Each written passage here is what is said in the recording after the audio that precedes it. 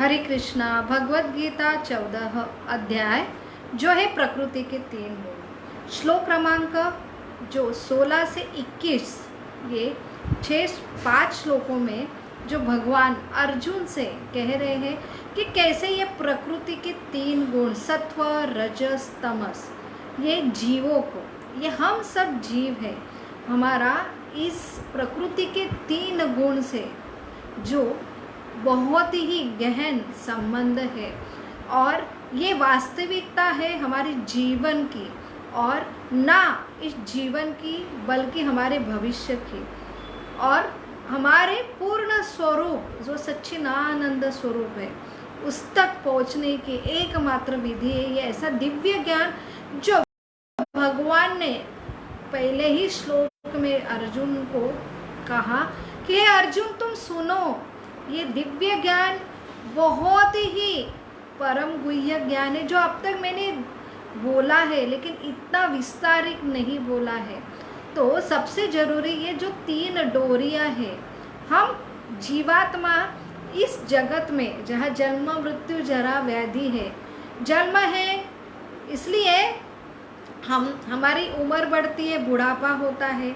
शरीर है, शरीर की व्याधि है, और ये शरीर नश्वर होने की वजह से मृत्यु, ये सबसे बड़ा कड़वा सच है। और ये 4 मुख्य समस्या है सब जीवों को। तो ये शरीर से ये सारे 4 समस्या, इससे ये जीव जो है वो अभिन्न भिन्न है, क्योंकि उसका एक सच्चिदानंद स्वरूप है। वो इस जो भौतिक प्रकृति का दिया हुआ शरीर और उसके सारे ये 4 दुख की समस्या और 3 क्लेश, इससे ये परे जीव है। लेकिन ये जीव है, ये पराशक्ति है, ये जीवात्मा है, और ये जड़ तत्व से बनी जो शरीर है, इसलिए शरीर के संबंधी सारे दुख इनका और उनका कुछ भी संबंध नहीं है। लेकिन सिर्फ एक ही इच्छा है कि मुझे जो है, मेरा स्वभाव है जो सेवा देने का, मेरा स्वभाव है सिर्फ अंश मात्र ऐसे मुख्य स्वामी का, लेकिन मैंने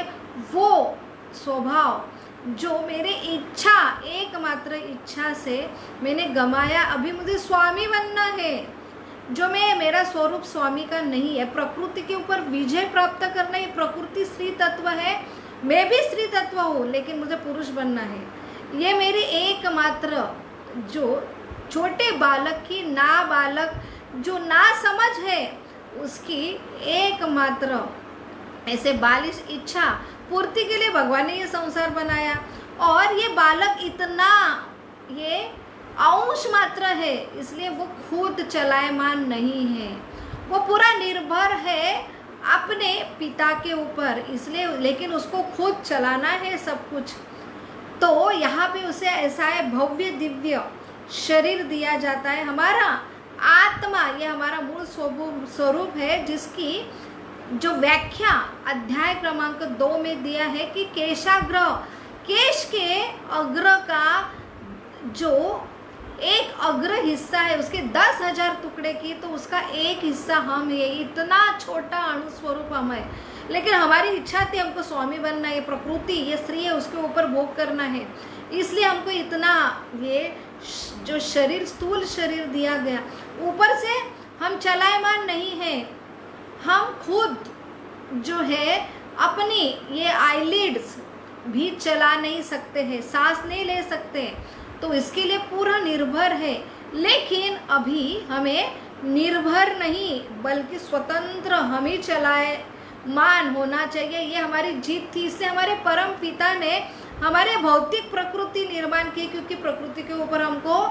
स्वामी बनना था। अभी चलायमान हम नहीं हो सकते, चलाने के लिए हमको 3 गुण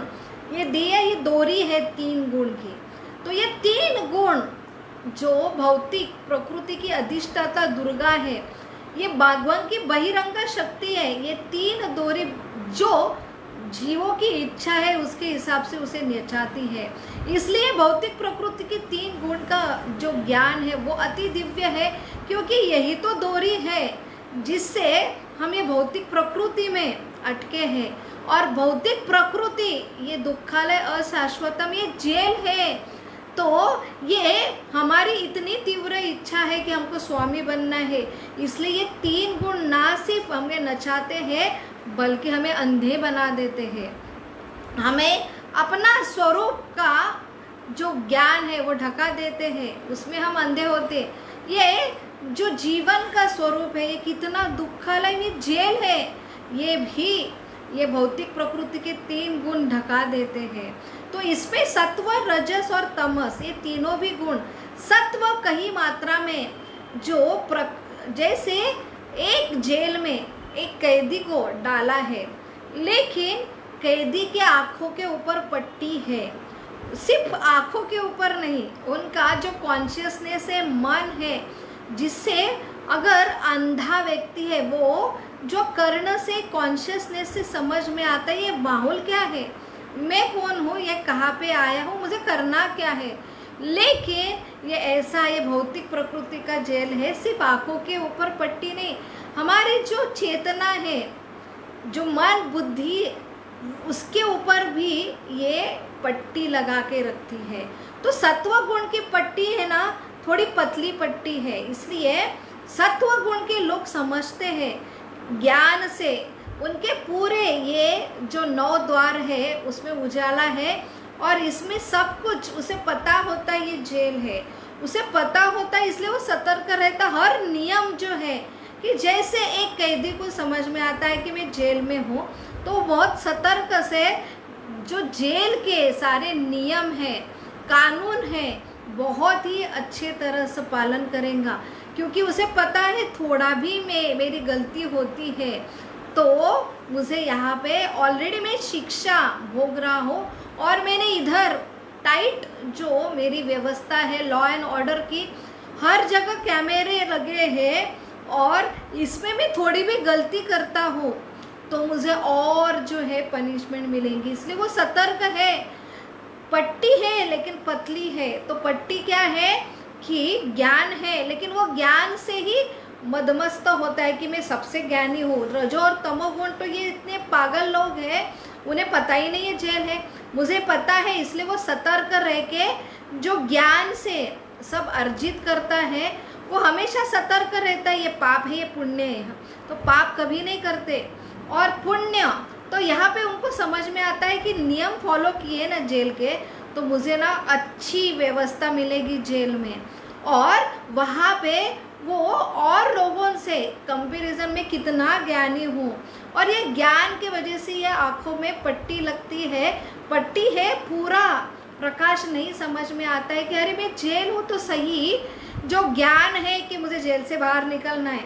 मुझे मेरे घर पे जाना है, ये सत्वगुणी लोग नहीं समझ सकते, इसलिए तो इसे सोने की बेड़ी कहा जाता है। तो ये अंधे होते हैं क्योंकि उन्हें सुख बांध के रखता है, और फिर अच्छे से अच्छे जेल में व्यवस्था कैसे हो ऐसा ये प्रयास करता है। इसलिए इन श्लोकों में कैसे ये अंदर आ गए जीव, ये भौतिक प्रकृति में आ गए, फिर प्रकृति के 3 गुण में अंदर चंगुल में कैसे फंसे अपने अपने इच्छा से, फिर ये कैसे रह रहे हैं जीवन में। ये अभी ये श्लोक क्रमांक 16 से 21 में भगवान बोल रहे हैं कि ये जीवन पर कैसे रहते हैं, तो ये कैसे रहते हैं, फिर उन्हें हाथ में क्या लगता है, उनके फिर गति कैसी होती है, अल्टीमेटली इनका रिजल्ट क्या लगता है, और आइडियली क्या होना चाहिए। तो ये जीवन, ये भौतिक जगत, ये जो है जन्म मृत्यु जरा व्याधि भरा ऐसा जेल का स्वरूप है, शरीर है, ये यूनिफॉर्म है हमारा, लेकिन यहाँ पे प्रकृति के 3 जो गुण हैं इसका बहुत बड़ा प्रभाव रहता है, इसके वजह से हम अंधे हो जाते हैं। जो ज्ञानी व्यक्ति है सत्वगुणी है, उसके पास जो सत्यता है, दया है, अहिंसा है, आत्मसंयम है, जो सूची है, ज्ञान है, उसके वजह से उसे समझ में आता है इतना कि ये जेल है, लेकिन वो अपने ज्ञान के सुख में, और उसे सुविधा मिलती है जेल में अच्छी, क्योंकि ये सबसे अच्छा कैदी है इसलिए उसे अच्छी सुविधा दी जाती, वो अच्छी सुविधा में ये भूल जाता है कि मुझे बाहर निकलना है। तो ये होते हैं सत्वगुण, और उनका गणतव्य भी बताया है कि उन्हें स्वर्गलोक की प्राप्ति होती है, क्योंकि वह हमेशा पुण्य करते हैं और हमेशा वो सतर्क रहते हैं कि यहाँ पे अपना घर नहीं है, यहाँ पे पूरे कड़क कायदे कानून है, कायदे कानून से वो जो है हमेशा तत्पर रहते हैं और हमेशा पुण्य कर्म करते हैं। लेकिन उसमें क्या रहता है कि ये प्रकृति के 3 गुण की वजह से, जैसे भगवान बोल रहे हैं 7वें अध्याय में जो 14वां नंबर का श्लोक है, देवी ऐसा गुणमयी मम माया दुरतया मामम ए प्रपंदते मायाम ते तरंती ते। तो शिव और शिव जो भगवान मेरे कृष्ण कि मेरे शरण में जो कुछ आता है वही ये माया ये अंधे पट्टी से खोल पाता है और सही जो प्रकाश है वो समझ पाता है। इनको प्रकाश है लेकिन वो अंधे हो जाते क्योंकि उन्हें सुख जो जेल में मिल रहा है, सुविधा मिल रही है, पुण्य कर्म की वजह से वो स्वर्ग में जा रहे, बहुत ऊंचे लोग ब्रह्म लोक सतलोक जो तपलोक में जा रहे, लेकिन उन्हें लगता है कि हम सर्वश्रेष्ठ इन सारे लोगों से और हमें इतनी जो सुविधा मिल रही है वो सुविधा के वो आसक्त होते और जेल का बाहर जाने का सबसे बड़ा ये हमारा प्रयोजन होना चाहिए। इस ज्ञान से वो जो है अंधे होते, जिसे भगवान कह रहे सिर्फ और सिर्फ जो माँ में एक प्रपंदते जो मेरे शरण में आता है ना वही माया ते प्रपंद तरंतते माया को लान सकता है जो सिर्फ मेरे शरण में आते। तो ये लोग भगवान की शरण नहीं लेते, वो देव देवता वेद जो सारे जानते हैं और अलग अलग उपासना में लगे रहते ताकि अच्छे से अच्छे जेल में रहने की व्यवस्था कैसे हो, हम कैसे सुख से रहे, ये सुख से बंधे हुए जो सत्वगुणी लोग हैं। अभी आते हैं रजोगुणी। तो रजोगुणी ऐसे लोग हैं जेल में हैं और उनके ऊपर जो पट्टी है आँखों की, जो अभी मोटी जो पट्टी है उसकी वजह से वो समझ ही नहीं पाते कि ये जेल है और उनमें ये जेल में ही हमको राजा बनना है, इसलिए वो इतना कठिन परिश्रम करते हैं कि ये जेल में मैं बड़ी बिल्डिंग जो तैयार करूँ, ये बड़ी बिल्डिंग के लिए इतने सारे कष्ट है वो दिन रात करता है। इसलिए सत्व गुणों में तो एटलीस्ट क्या है सुख है, लेकिन रजोगुण में शुरू से कष्ट है और अंत में इतना सारा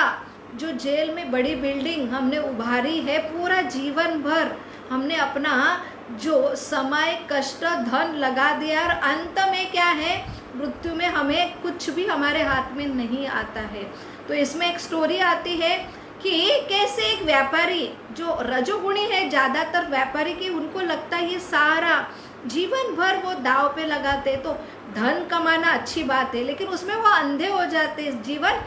है क्या, मुझे किस लिए भेजा है। अल्टीमेटली सब लोग देखते कि धन मेरे साथ में नहीं आता है, फिर भी जीवन भर ऐसे बैंक में वो पैसा भरते कि वो बैंक अल्टीमेटली डूबने वाली, हर कोई जानता है कि धन यही छूट के जाता है, तो भी वो धन कमाना अच्छी बात है, लेकिन धन के अलावा कुछ भी जानने का प्रयास नहीं करना, कुछ भी जीवन में करने का प्रयास नहीं करना। सब लोग मर रहे हैं समझ के भी ये लोग दिन रात कष्ट करके धन अर्जित करके बड़ा हो रहे, बड़ा जो बिल्डिंग बांधने का कोशिश करा। तो ऐसे ही ये व्यापारी जो इतना पैशनेट था, इतना रजोगुणी था, दिन रात बस मुझे कितना प्रॉफिट मिलेगा, मैं आज इतना धनी हूँ कल इतना होऊंगा, वो सबसे धनी सर्वश्रेष्ठ धनी होऊंगा, सब लोग बस मुझे ही एक सर्वश्रेष्ठ धनी के रूप में मुझे देखेंगे और सबका मैं स्वामी बनूंगा। अभी उसकी उम्र हो रही है, उसके बच्चे चिंतित हो रहे कि अभी उन्होंने रिटायर्ड होना चाहिए और जो है सही में जो जीवन का उद्देश्य है भगवान का नाम लेना चाहिए, लेकिन जितने बूढ़े हो रहे उतने भी और व्यापार में वो और पैशनेट हो रहे हैं, खुद के लिए, खुद के बुढ़ापे के लिए अगला जो प्रयोजन है उसके लिए थोड़ा भी समय नहीं दे रहे, बल्कि वो समझ ही नहीं पा रहे हैं कि मेरा क्या अभिगति होने वाला है थोड़े दिन में। तो उन्हें वो काशी लेके जाते, प्रयाग लेके जाते, वहाँ पे जो मणिघाट सबसे दुनिया का बड़ा जो स्मशान घाट है, वहाँ पे एक समय 100 जो चीता जलती है। तो इसमें कोई भी है वो एकदम हक्का बक्का होता है, उसको रियलिटी समझ में आता है, वैराग्य आता है, कि जीवन भर में क्या कर रहा हूँ और अंत में ये हमारा सबका हाल होने वाला है। तो जीवन क्या है, क्यों ऐसा होता है, एटलीस्ट जिज्ञासा उत्पन्न होती है। फिर ऐसे ग्रंथ में हमें ये ज्ञान समझ में आता है। जैसे वो चीता देखते और रोने लगता है, अभी पुत्रों को बहुत आनंद हो रहा है कि अभी एटलीस्ट जो आखिरी जो महीने बचे, साल बचे, इनमें अभी उनको समझ में आएगा रियलिटी क्या है लाइफ में। लेकिन वो भूत फूल के रोता है और अंत में बोलता है कि हे भगवान, मेरा पूरा जीवन व्यर्थ गया। अगर मैंने कपड़े के बिजनेस की जगह ये लकड़ी का बिजनेस करता, यहाँ पे कितना प्रॉफिट मिल रहा है, यहाँ पे कितना स्कोप है, तो मेरा पास कितना धन होता। यहाँ आके मैंने ये लकड़ी का ही बिजनेस करना चाहिए था। तो ये है हमारी चेतना की हमारा